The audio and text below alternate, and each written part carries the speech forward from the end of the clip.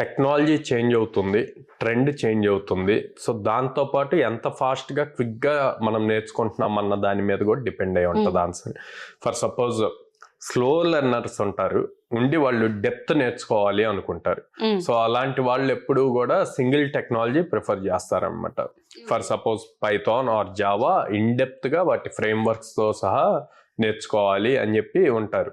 అట్లా ఉన్నప్పుడు ఏమవుతుంది అంటే కనుక, ఓకే, ఎప్పుడైతే మార్కెట్లో హై డిమాండ్ ఉన్నప్పుడు చాలా బాగుంటుంది. అసలు ఇంకా వీళ్ళని ఎక్స్పర్ట్స్ లాగా ట్రీట్ చేస్తారు, హై పేస్ ఇస్తారు, అన్నీ ఉంటాయి. అదే ఒక్కసారి మార్కెట్ ట్రెండ్ చేంజ్ అయిపోయింది అనుకోండి, అప్పుడు వీళ్ళని ఎవరు కనీసం పట్టించుకోరు. అసలు మాకు స్కిల్ సెట్ అవసరం లేదు అని అంటారు.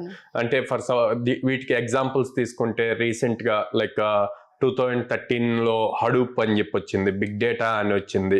అప్పుడు మంచి బూమ్ వచ్చింది అనమాట. తర్వాత ఇప్పుడు డేటా సైన్స్ వచ్చింది, ఓకే, తర్వాత ఏఎంఎల్ అన్నారు, ఇప్పుడు ఏమంటున్నారు జనరేటివ్ ఏఐ అంటున్నారు.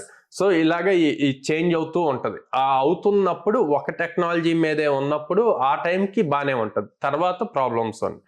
సో అదే అడ్వాంటేజ్ ఏంటంటే ఇన్ డెప్త్ నేర్చుకుంటారు. డిసడ్వాంటేజ్ ఏంటంటే ఆపర్చునిటీస్ ఎవ్రీ ఇయర్ సేమ్ గా ఉండవు అనమాట.